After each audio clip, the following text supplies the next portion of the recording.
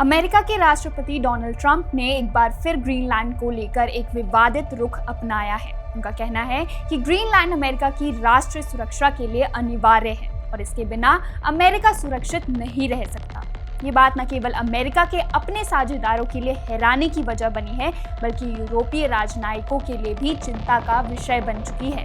लेकिन समस्या ये है कि ग्रीनलैंड और उसकी सुरक्षा को लेकर स्थिति बहुत जटिल है। ग्रीनलैंड फॉर्मली डेनमार्क का हिस्सा है और उसकी संप्रभुता पर कोई समझौता नहीं होगा। ये बात डेनमार्क और ग्रीनलैंड दोनों ने स्पष्ट कर दी है।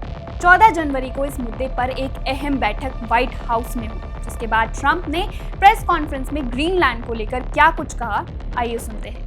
ग्रीनलैंड की विदेश मंत्री ने डेनमार्क दूतावास में एक प्रेस कॉन्फ्रेंस में कुछ समय पहले कहा कि व्हाइट हाउस में हुई बैठक में उन्होंने अपनी सीमाएं स्पष्ट कर दी थीं। उन्होंने यह भी कहा कि यह एक बहुत सम्मानजनक बैठक थी। क्या उन सीमाओं का सम्मान किया जाएगा? खैर, ग्रीनलैंड का क्या होता है देखेंगे। राष्ट्रीय सुरक्षा के लिए ये ज़रूरी है। इस सम्मेलन के तुरंत बाद मुझे बैठक की जानकारी मिलेगी। हम बहुत जल्द क्या ये सही शब्द है मुझे नहीं पता, ये अभी भी हो सकता है, लेकिन डेनमार्क के साथ हमारे बहुत अच्छे संबंध हैं, जैसा कि आप जानते हैं।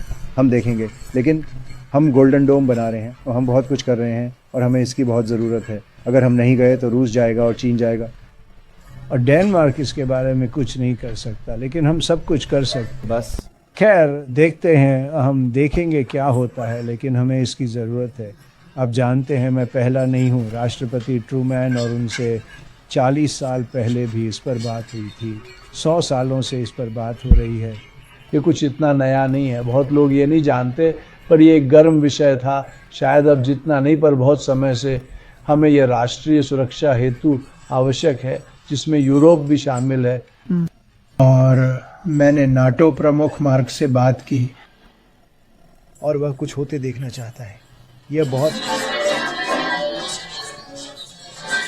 राष्ट्रपति, खबर है कि स्वास्थ्य और मानव सेवा ने प्लान्ड पेरेंटहुड को जमे फंड जारी किए। मैं जानना चाहता हूं कि ऐसा क्यों हुआ और उन्हें संघीय फंड क्यों मिल रहे हैं। मुझे नहीं पता। बॉबी, तुम्हें पता है? सवाल क्या था?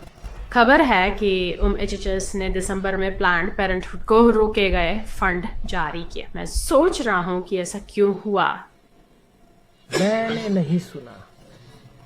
राष्ट्रपति महोदय, नाटो पर क्या आप कह रहे हैं कि आप ग्रीनलैंड को बलपूर्वक हासिल करेंगे, जो नाटो में शामिल हो जाएगा?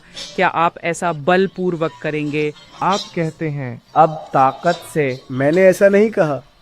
तुम नहीं जानते मैं क्या करूंगा। तो क्या आपके नेटवर्क को भी नहीं पता? डैनिश विदेश मंत्री ने कहा कि रूबियो और उपराष्ट्रपति के साथ बैठक के बाद भी अभी भी मूलभूत मतभेद हैं। क्या आप ग्रीनलैंड के साथ जो चाहते हैं उसे पाने के लिए नाटो गठबंधन छोड़ने को तैयार हैं? अभी क्या विकल्प हैं? मैं आपको ये नहीं बताऊंगा कि मैं क्या करने को तैयार हूं। मैं विकल्प नहीं छोड़ूंगा, लेकिन ये बहुत महत्वपूर्ण है। ग्रीनलैंड राष्ट्रीय सुरक्षा के लिए बहुत महत्वपूर्ण है, डेनमार्क सहित।